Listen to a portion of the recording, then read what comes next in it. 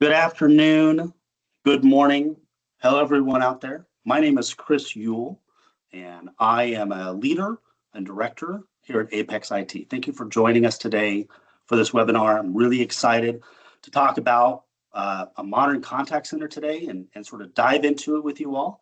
So as we go through, we'll let you know at the end, there's going to be a Q&A, but throughout the meeting, I've got some folks within Apex that are going to be joining us that will be able to help with any of the questions. So if you have any questions, feel free to go and put the Q&A. As you can tell, if you go into Q&A, we already tested it for you, so we know the Q&A works, and the answer to that is really a lot of product in my hair. That's how I keep my hair looking nice. A little bit of a joke for you guys as we get started. But now, let's dive into actual modern contact center, and I hope this material is valuable for you today. So here is one of my thoughts on a modern contact center. The contact center industry today is not ready for AI. And yes, a modern contact center has to have AI. And it's not ready for AI yet. And I think there's a couple of thoughts that I have around this.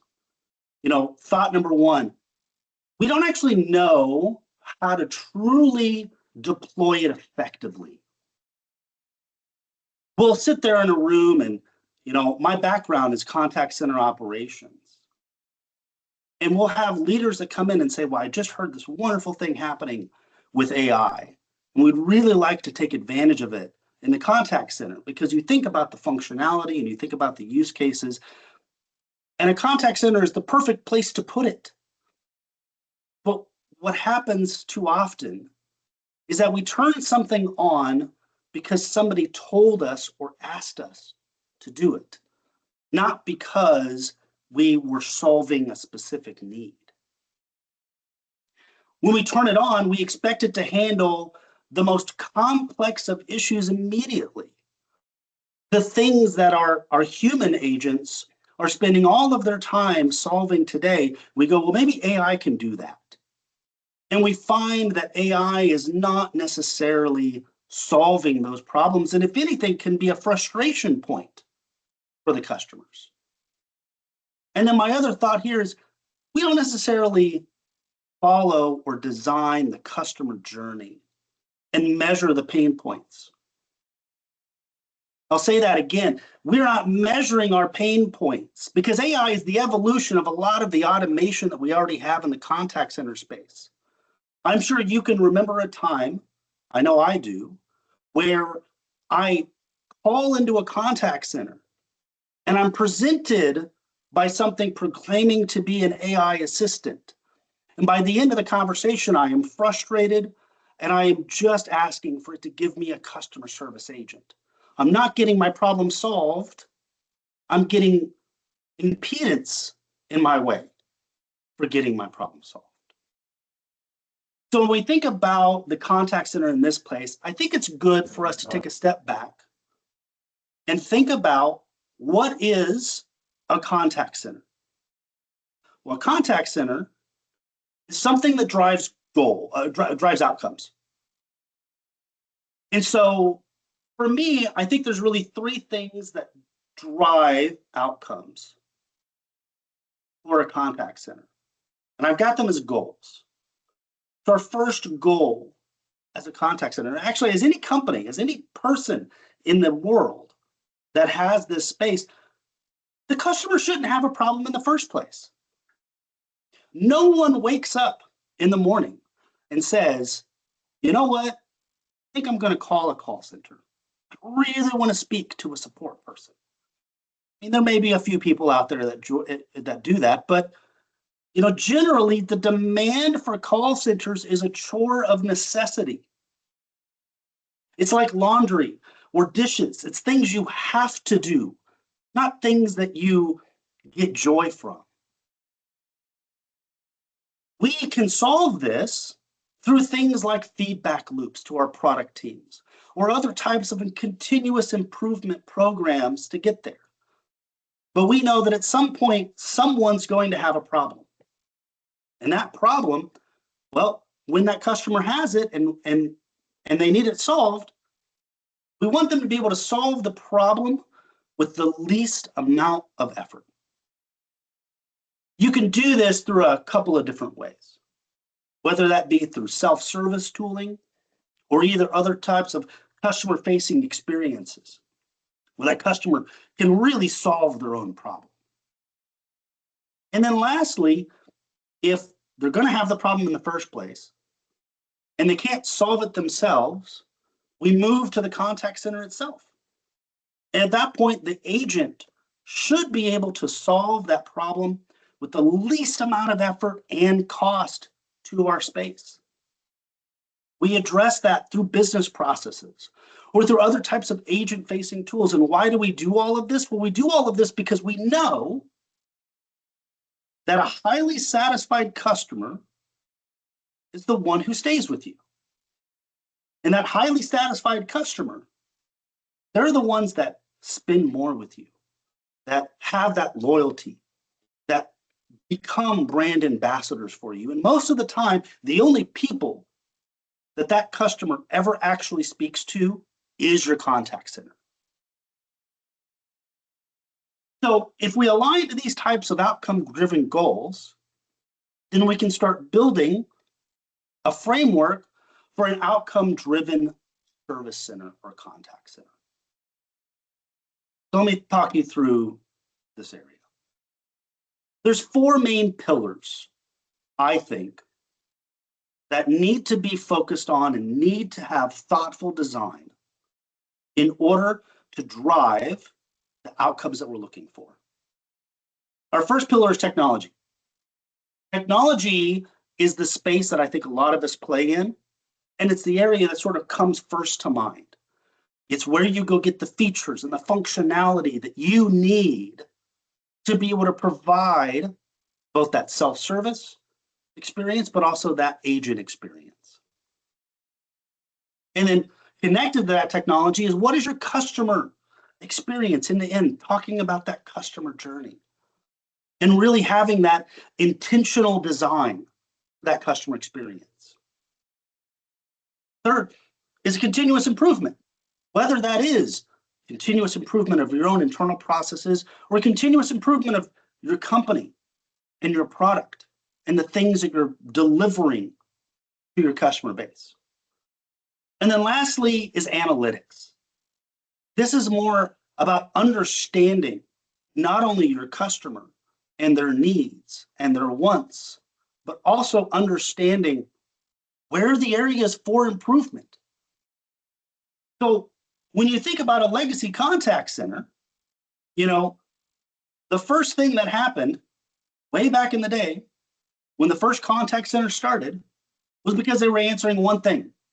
They were trying to pick up the phone because somebody sold a product. Now they're calling for support. And it's a very reactive base.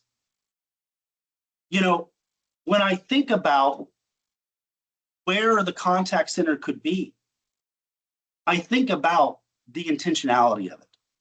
I think about moving from deflection to resolving. I think about moving away from deterministic, probabilistic. And then I think about how do we become adaptable, all of the needs that we have going on in our space. When we dive into what makes a contact center today, everything about a contact center is driven by manpower and is measured in terms of human hours. Everything.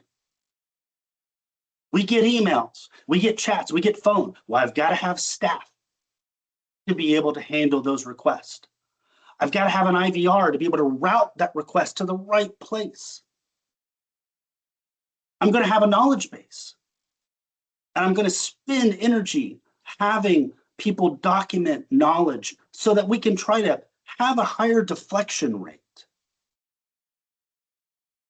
Sometimes I'll even have a portal where I hope customers can solve their problems or at least give me more information to solve the problem. We're constantly chasing information from our customers to be able to solve the problem. Because at the end of the day, when an agent is sitting on the phone and they're being yelled at, really all they want to do is they want to solve the problem. That's why people are here in contact centers. That's why I joined years ago, was I wanted to solve problems. So, as we look through and we get that ticketing and we start getting that information, now we start reporting on it. And I want to understand more about what's going on. And now maybe I have some people that aren't as good. And so I put in a quality program, right? And then I'm gathering that customer feedback. And all of this, again, comes back to, it's all very heavy manpower driven. Yes, we've got some automation today. But I think the thing that really is a pivotal moment in contact center space today is AI. Because it's not just solving one area, it can solve many areas. So let me talk about where I think AI can help today. There's three main areas. Tier 0, or sometimes you hear it referred to as Tier 0 Agentic AI. That is the customer-facing aspect. Now I have a conversational AI, or I have intent recognition. We have efficiencies. Efficiencies are really more about that agent experience. What can I do to make that agent more effective? Whether that's through summarization, which is a very common use case we see, or triaging, which is another really strong use case we see. And then finally, that analytics and getting away from operational reports and really getting towards how are you managing your business, your contact center business, with things like outlier management, interaction analysis, and really driving those types of insights back into your organization. Today, I want to spend time specifically on Tier 0 and Tier 0 Agentic AI and sort of explore each of these areas. So first, I mentioned the conversational AI. It's more than just natural language processing or understanding English. It's really about conversations. We've all started doing this. I do this on a regular basis. Today, my interaction with how I search the internet has changed. I used to say, well, you just put in certain keywords, and now I'm typing entire sentences because the technology can understand me. It's moving away from that deterministic flow and into probabilistic. It's that understanding of, if I'm saying something, what is it that I truly mean? What is it that I truly want? The knowledge summarization. This is something that happens today. We've all encountered it. Instead of me reading a full knowledge article, I do a search and I get just what I need, just the snippet that I'm looking for. And it's not only looking at just one piece of content, it's looking at multiple pieces of content. This is why on knowledge, when we think about how we do summarization, one of the most important things that you can do is to maintain your knowledge, make sure it's not conflicting with itself, and make sure that it's simple to understand. Because that will actually affect the outcome of what your agentic AI can do.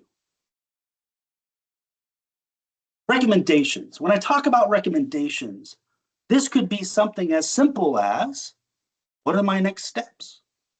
If I have a 20-page or 20-step process, and I want that 20-step process to be consumable, this recommendations can actually break it down and give it to me in that bite-sized chunk. Or suggesting new content based on the interactions. How many times have we wanted to know what's actually going on in our contact center? And what are the emerging issues? And what kind of content can I be driving to address those emerging issues that are coming up? Next one is intent recognition. This really talks about the complexity of questions that people are asking today. A good example of this is that recently I had a problem with my internet provider bill, and I had a charge on it that was incorrect. And when I called into the contact center and I said, I have a problem with my bill, it's incorrect, the bot that was presented to me made the assumption I just needed help understanding my bill. That wasn't the problem. I actually ended up getting routed to 3 different places before I finally got the right person who could understand this was an incorrect charge and had an address for me. That's 4 opportunities potentially for me to become a frustrated customer and walk away. But the other thing with intent recognition is not just understanding, it's actually distilling data into structured data for us. Now, no longer is it, I have all of these categories that I have to pick one of. I can now start getting more refined and think about it in terms of metadata.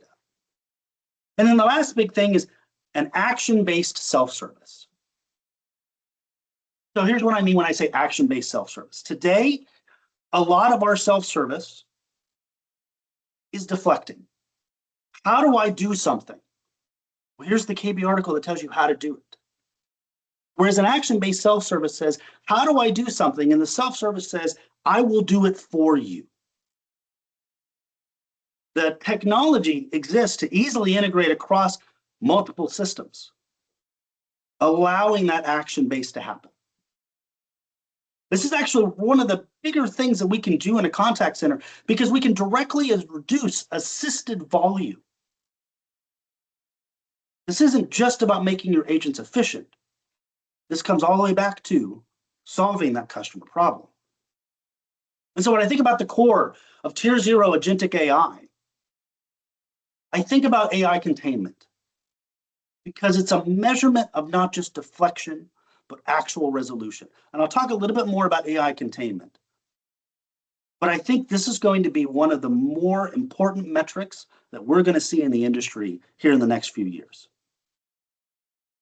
So great. Chris, we've talked about a lot of technology that AI can provide. Let's go turn it all on, see what happens.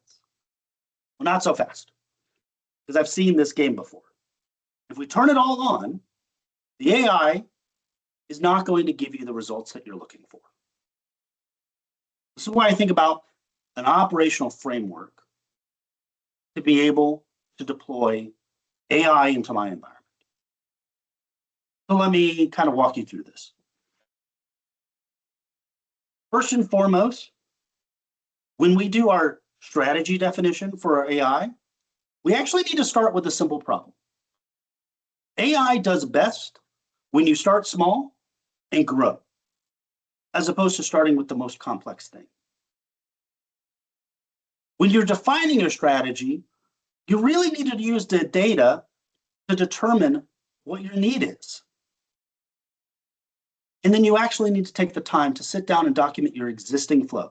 Not what you have documented in the past, not what you think it is, but to truly sit down with the people that are doing the job today and understand what is the flow that they are doing with that business process.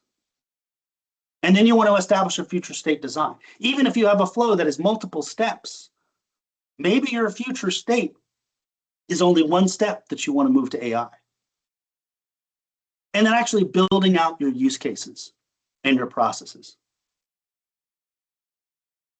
The next thing is identifying area of success. And this is one of the areas that I see people are missing. We need to talk about a primary and a control metric from a concept. So first things first, we're going to pick one primary metric that we want affected. From that primary metric, we need to establish a control metric. A good example here is that if my primary metric is average handle time, One of the things that we can do with AI is that if AI is making, it's changing the volume that's coming in, you would see things like average handle time potentially go up as opposed to going down. That's because we're removing volume from the contact center. We're probably removing the things that are easy, those 2-minute calls, those 3-minute calls. They're not there anymore. And so you're getting longer calls into your contact center. But we also want to have a control metric. A control metric is something to ensure that you're not frustrating your customer or you're not causing unwanted concerns or issues to happen with your customer base. And then we want to measure a trended baseline. We want to know where we're at. And we need to know where we're at both on primary and on control. And then change management. This is something that when I think of change management, there's 2 aspects of it. One, it's a governance model for approvals and release. So for example, if I'm going to address or change volume within my contact center, I need a decision maker that is available to both approve the change and, if necessary, react to the outcomes of that change. I want to release in a very controlled fashion. And then I also need to go to the people that are using the technology or interacting with the technology on a day-to-day basis.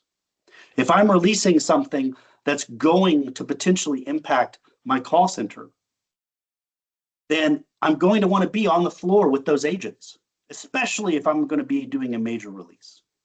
But the other thing is that I actually want my users and my stakeholders to be excited for this technology. I'll give you a good example of this.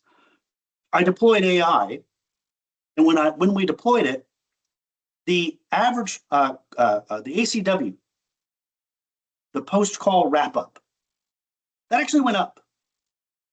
It was supposed to go down.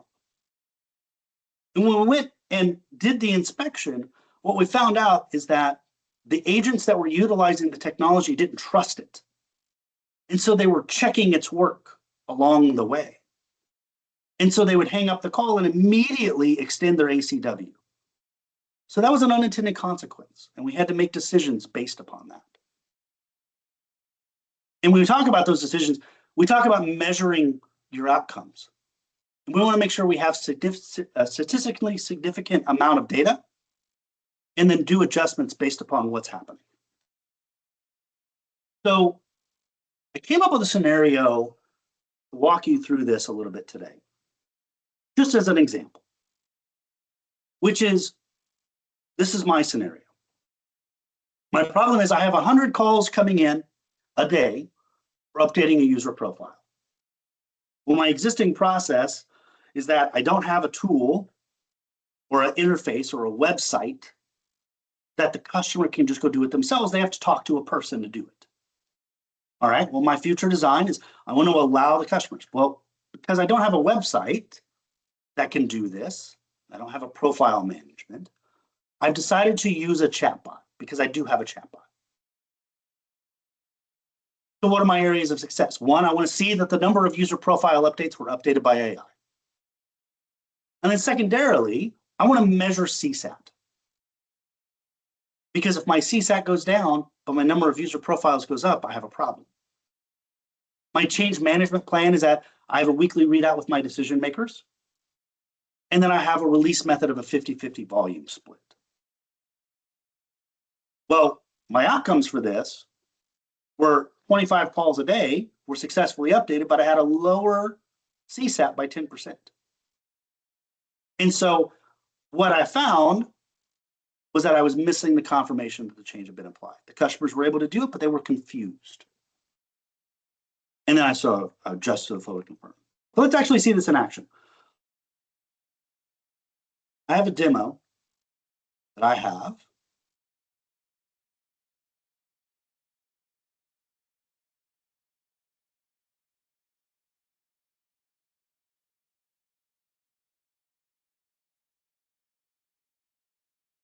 The wonderful joys of live demos.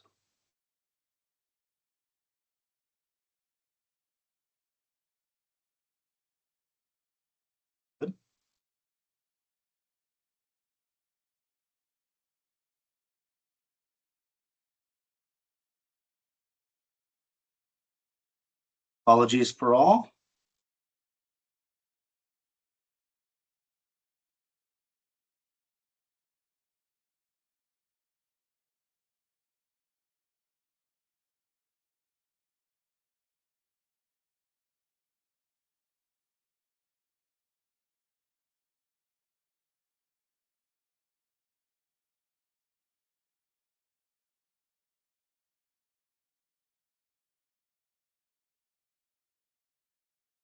And what's funny that I tried this demo right before this meeting and it worked just fine.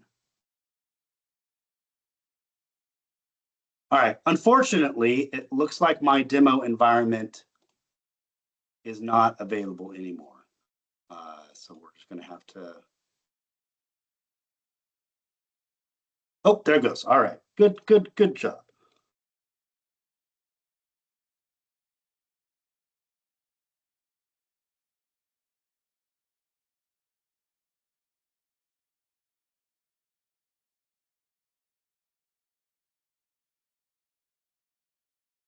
All right, so here's my use case with this demo environment is that I want to update my billing information, right? Normally, you'd have to do a lot of external work on this in order to get it to happen. But let's just start here. So this is my chatbot. I'm actually not going to use that prompt. I'm going to say something entirely different. So let's say here, I would like, let's see, I need, give you new address. What I talk about with intent recognition. I can very quickly give it something that's slightly different from what it expects. Whereas traditionally, a deterministic model would tell me, it would probably get confused in some respects.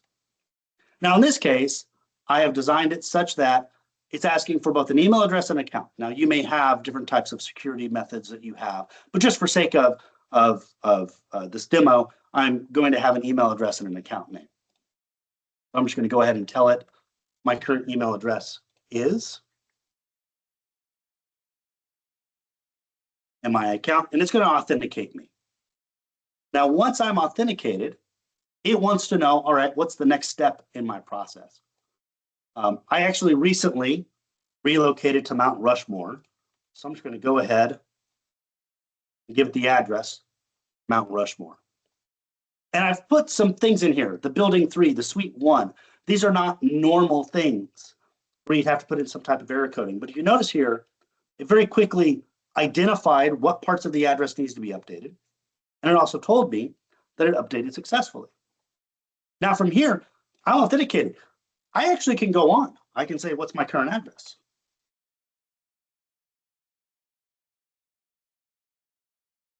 And it'll come back and it'll tell me that. I want to update my address again.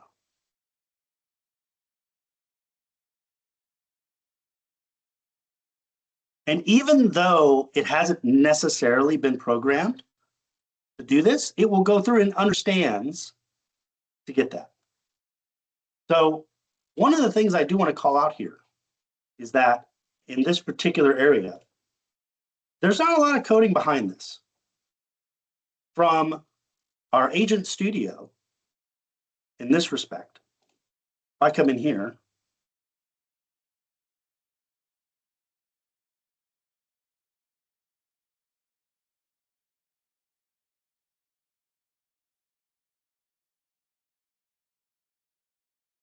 this right here is the extent of the work that we had to do to get this up and running, which is a single flow and gave it a couple of tools and a prompt to tell it what to do. So very easy to do. And I think this is just a simple use case, but it's a use case that I think could be applied to a lot of different areas. So moving on, what does that mean for our contact centers? I think that what we're going to start seeing is this layer between the customer and the contact center. And that's that orange circle that I've got described here, which is what are the types of AI technologies that are available today that can help drive efficiencies, whether that be generating replies for emails or conversational AI, human oversight. This is where you can do escalation to a human on the phone, or recommendations, proactive insights or summarization, or outlier management. All of these have a layer of AI that can help make you more efficient. But even doing these, I think the other thing to talk about is what metrics are going to be impacted the most. I think there's 6 that are really going to be impacted by AI in the future. So first off, CSAT. I think that CSAT or even NPS are the best ways to sort of gauge where your customer is and what their experience is. That's your main metric there. Secondarily, AI containment. It gets us away from the deflection and into actual resolution.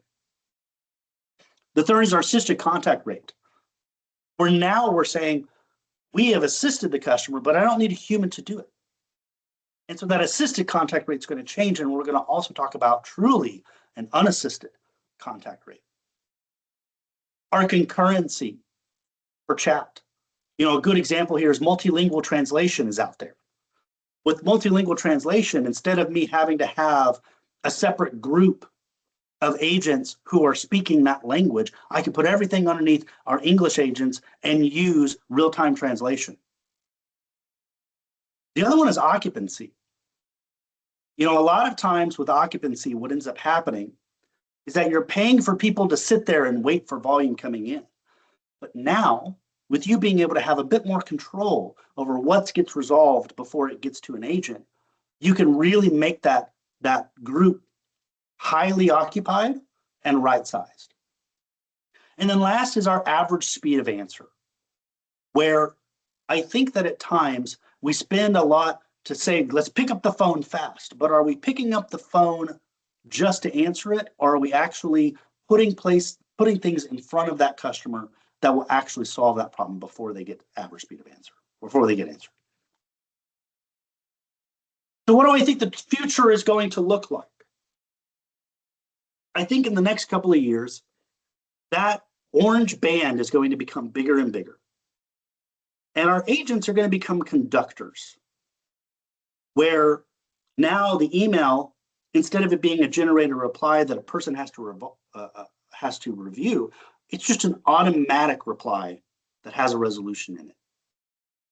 Eventually, I think we're going to have AI voice out there, where the voice or the AI bot will be a low enough latency that they can actually solve problems live for customers as if they were a human agent, or with the ability to escalate or get support from a human person. I think real-time event alerting is going to really start coming, especially as we have more data into our contact centers and being able to really understand what's happening quickly. And I think overall, what's going to end up happening is that we're going to have a lower contact rate within the contact centers because customers are getting their solutions without having to actually speak to a human. That's all well and good if you're already on Fusion or if you're already on some other type of technology. But what if you're not? So a good example is we think about how we transform. And there's sort of 3 different ways of thinking about this. On the left-hand side, you have sort of just transition and then transform. You're getting on the platform, you're doing effectively a move, and you're doing as minimal work as you can, but you're opening up the door so that you can then be ready in the future. The other one is sort of a partial transformation, where you're really targeting certain AI use cases and bringing those to bear while you're transitioning the rest of your organization. And the last one is a full transformation, which is that tier 0, really top-down agentic tier 0 service. Now, the good news is, especially for those of you that may be on a different platform like RightNow, is that these moves can be fairly easy from a transfer standpoint. I know that, like, for example, RightNow to Fusion has a ramp tool that allows the migrations to be very straightforward. And then when you get there and you're on a future platform, you really can look at and say, what are my opportunities to take advantage of that? And then on top of that, I think it's important to consider the whole picture. Again, don't transform just to transform. Transform because you're going after something better, right? So thank you for joining us today. This is coming to the end of my presentation. I'm happy to take any questions if there are any. I'm happy to have a conversation, whether it's in this environment or even outside of this environment. You're welcome to reach out to me. And I'll go out and let's see if there's any Q&A out there.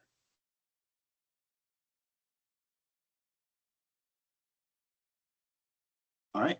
I don't actually see any questions that have been posted. So I want to thank you all very much for spending your time with me today, this afternoon. It's been a pleasure talking to you all. And if you need anything, please feel free to reach out. My email is chris.uhl, UHL, @apexit.com. And we'd be more than happy to have a conversation.